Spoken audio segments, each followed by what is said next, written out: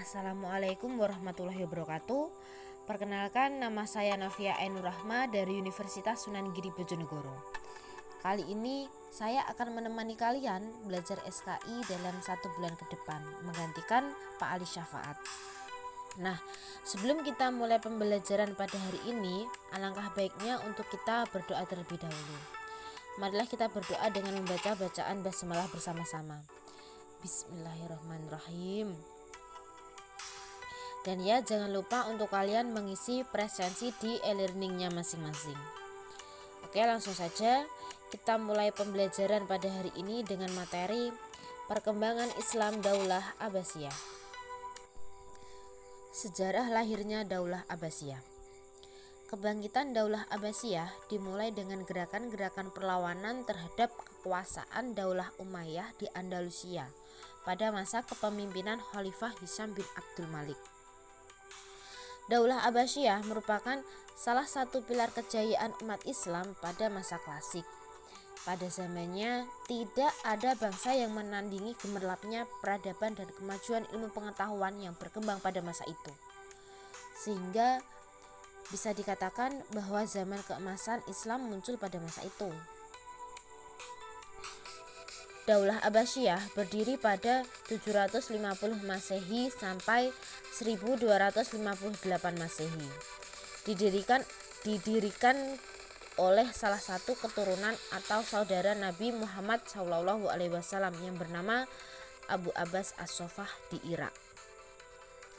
Daulah Abbasiyah menjadi daulah terpanjang dalam sejarah Islam dan tercatat sebagai masa keemasan agama Islam yang harus hancur berkeping-keping karena serangan bangsa Mongol. Dan selanjutnya yaitu Khalifah Daulah Abbasiyah. Yang pertama, Abu Ja'far al-Mansur. Abu Ja'far al-Mansur menjadi khalifah kedua Daulah Abbasiyah, meneruskan khalifah sebelumnya yaitu Abu Abbas As-Sofah. Nah, selama masa kepemimpinannya, kehidupan masyarakat berjalan tentram, aman, dan makmur. Stabilitas politik dalam negeri cenderung aman dan terkendali. Tidak ada gejolak politik dan cenderung stabil. Khalifah Abu Ja'far al-Mansur sangat berhati-hati dalam melangkah dan mengambil sikap terhadap pihak-pihak yang berseberangan dengan kebijakan khalifah. Dan yang kedua yaitu Muhammad al-Mahdi. Beliau dikenal sebagai seseorang yang sangat dermawan dan pemurah pada masa pemerintahannya.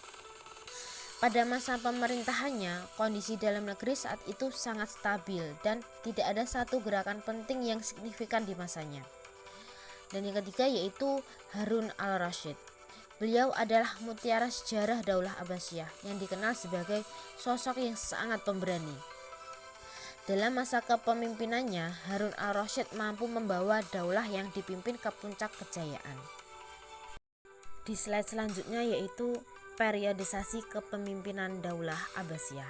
Pada periode pertama yang berlangsung pada tahun 132 Hijriah atau 750 Masehi sampai 232 Hijriah atau 847 Masehi. Tercatat dalam sejarah bahwa periode pertama menjadi masa keemasan dan kejayaan. Di periode kedua yang berlangsung pada tahun 232 Hijriah atau 847 Masehi sampai 334 Hijriah atau 945 Masehi. Nah, pada periode ini sampai periode keempat, peranan khalifah dalam pemerintahan mulai berkurang.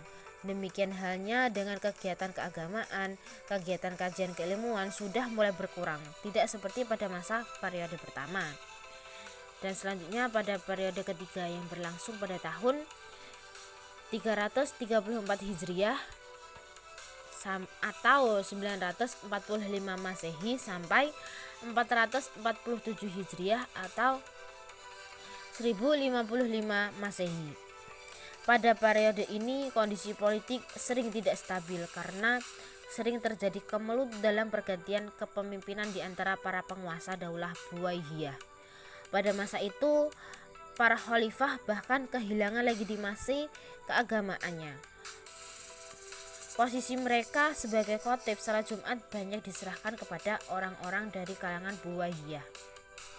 Dan selanjutnya pada periode keempat yang berlangsung pada 447 Hijriah atau 1055 Masehi sampai 590 Hijriah atau 1194 Masehi.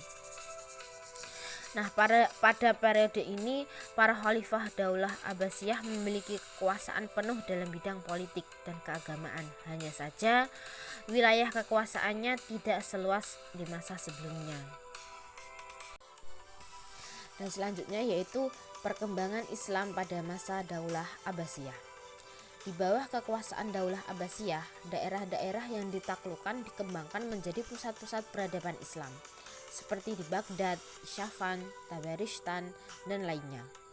Perkembangan wilayah Islam tidak semata-mata karena ambisi memperluas wilayah kekuasaan. Para khalifah lebih peduli terhadap negeri tetangga yang ditindas oleh penguasanya. Maka khalifah terpanggil untuk menyelamatkan mereka sekaligus menguasai wilayah tersebut. Nah, seperti halnya kerajaan Gona yang beralih ke pangkuan Daulah Abbasiyah pada tahun 1067 Masehi sehingga menjadi negeri yang makmur.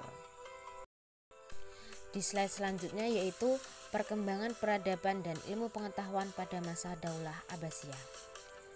Faktor kemajuan peradaban Daulah Abbasiyah yaitu ada dua. Yang pertama, faktor politik dan faktor sosiografi. Selanjutnya, indikator kemajuan peradaban Daulah Abbasiyah.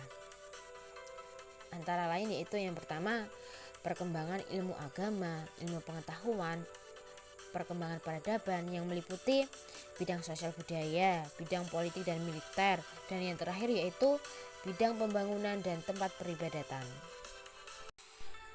Oke, dan di slide terakhir yaitu kemunduran Daulah Abbasiyah meliputi dua faktor. Yang pertama, faktor internal dan yang kedua faktor eksternal.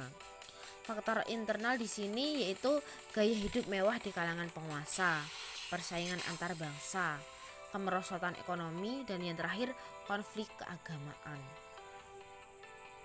Dan faktor eksternalnya yang pertama, perang salib yang berlangsung beberapa gelombang atau periode menelan banyak korban. Dan yang terakhir, serangan tentara Mongol ke wilayah kekuasaan Islam. Oke, mungkin cukup sekian penjelasan materi yang dapat saya sampaikan. Bila ada kurang lebihnya, saya mohon maaf. Nah, di sini kita sama-sama belajar ya. Jika ada penjelasan dari saya yang kurang jelas, bisa ditanyakan di kolom komentar. Oke, terima kasih. Wassalamualaikum warahmatullahi wabarakatuh.